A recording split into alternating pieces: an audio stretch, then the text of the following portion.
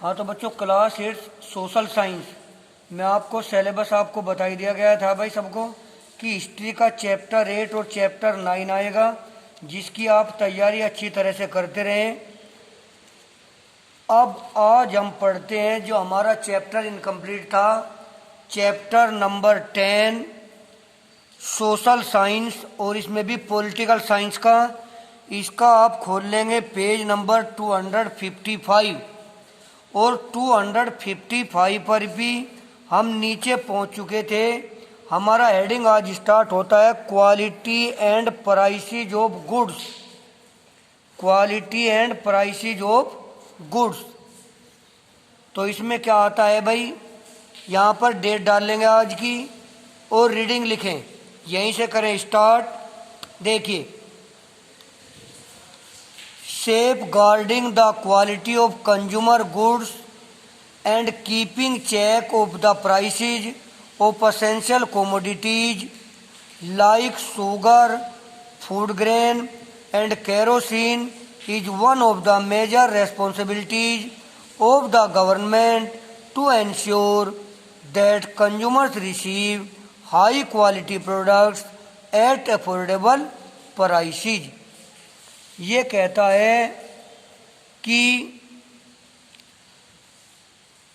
Consumer goods की quality को सुरक्षित करने के लिए और उनकी जो ज़रूरी चीज़ें हैं उनकी कीमत को ज़्यादा ना बढ़े, इसके लिए जैसे कि शुगर है, फूड ग्रेन है, अनाज वगैरह, केरोसिन है, हालांकि केरोसिन दानाबंदी होगा।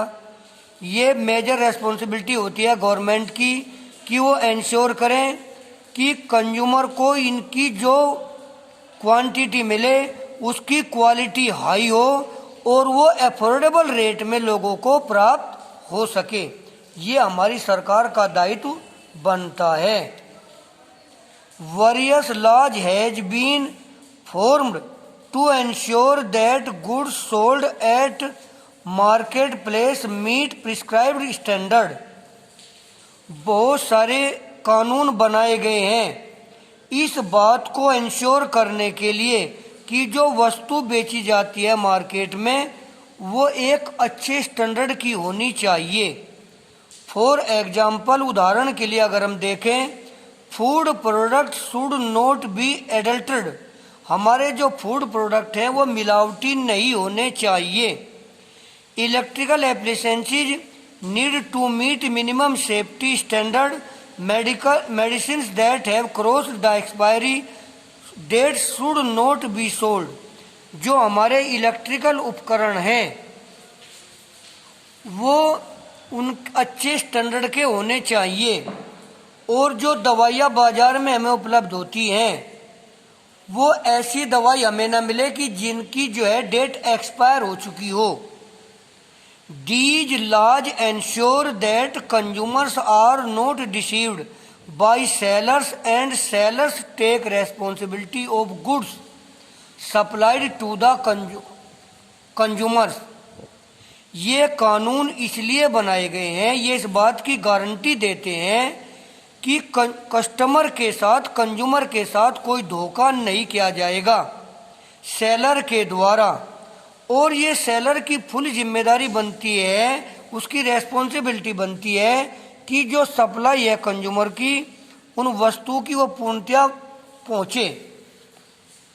दो these laws are effective in some sectors, the traders still manage to find loopholes in the system to breach them and earn higher profits. हालांकि कुछ सेक्टर में तो इसमें स्थिति में सुधार है, लेकिन कुछ ट्रेडर आज भी सिस्टम की कमी का लाभ उठाकर ज़्यादा मुनाफा कमाने की कोशिश करते हैं। इसके बाद आता है क्रैबिंग एनवायरमेंटल पोल्यूशन, कि हम पर्यावरण प्रदूषण पर किस प्रकार से क्रैबिंग कर सकते हैं, अंकुश लगा सकते हैं। तो इसमें देखिए भाई, before the Bhopal gas tragedy stringent laws were not enforced for the protection of environment, industries release the waste in water bodies and also polluted the atmosphere.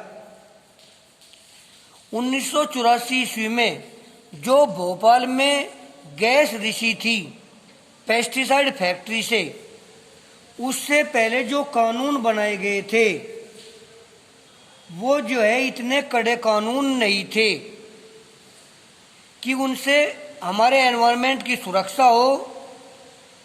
उस समय तक लोग जो वेस्ट थे उनको पानी में बहा देते थे और हमारे एटमॉस्फेयर को पोल्यूटेड करते थे।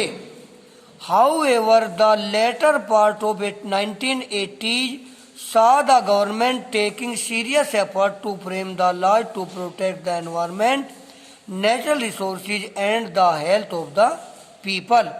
हालांकि 1980 के बाद गवर्नमेंट ने कुछ सीरियस कदम उठाए थे कि कानून बनाए जाएं एनवायरनमेंट की सुरक्षा के लिए, नेचुरल रिसोर्सेज के प्रोटेक्शन के लिए, और जिससे कि लोगों के स्वास्थ्य पर बुरा प्रभाव न पड़े इनके लिए।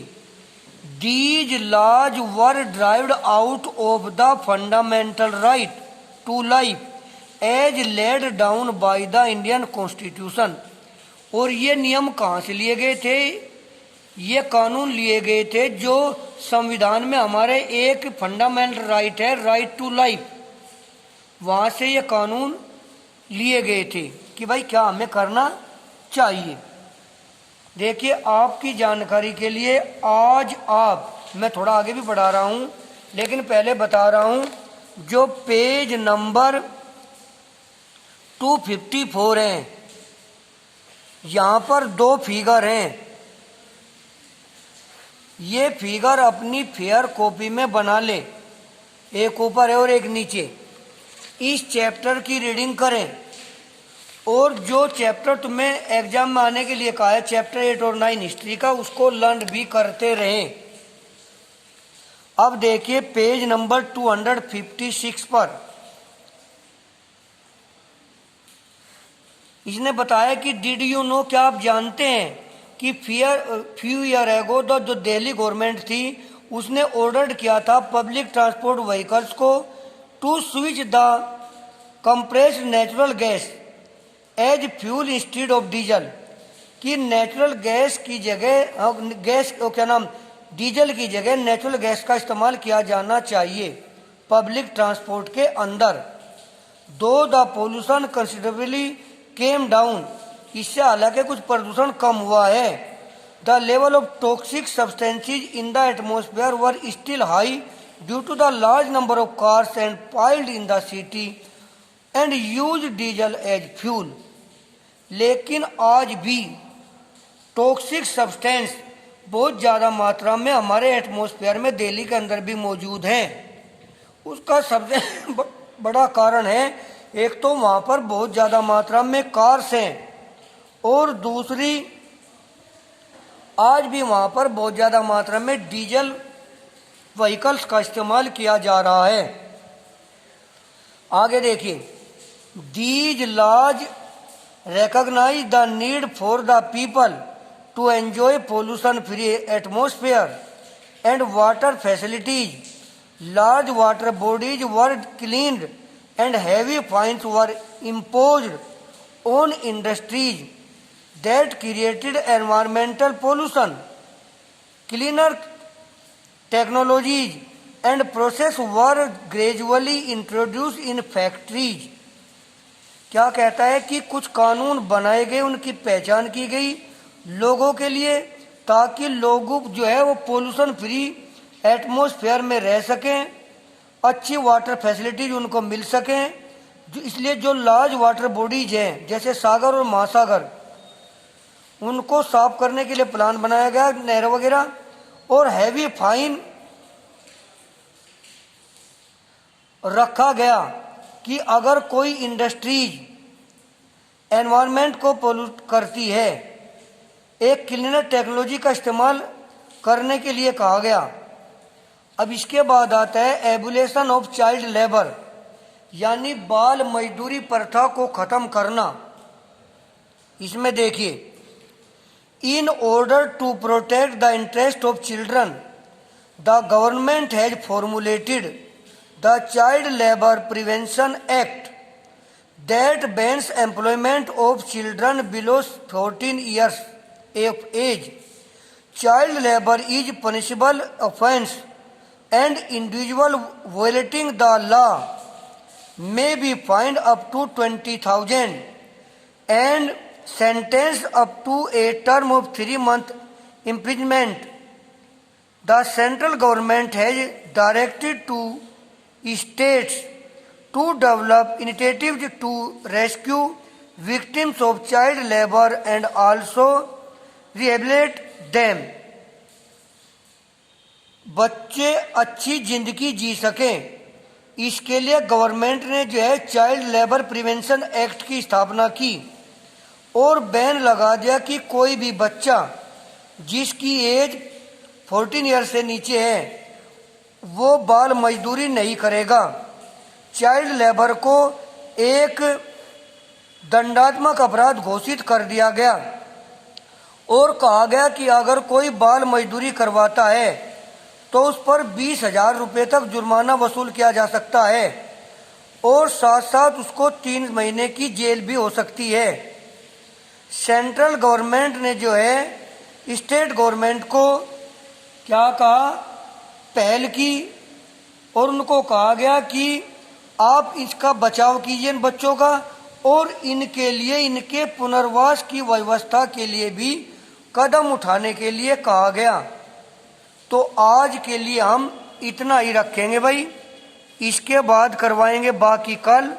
आप चैप्टर 9 हिस्ट्री का आज अच्छी तरह से लर्न कर लें ताकि आप उसको एग्जाम में लिख लें, आपको किसी प्रकार की कोई प्रॉब्लम नहीं हो भाई।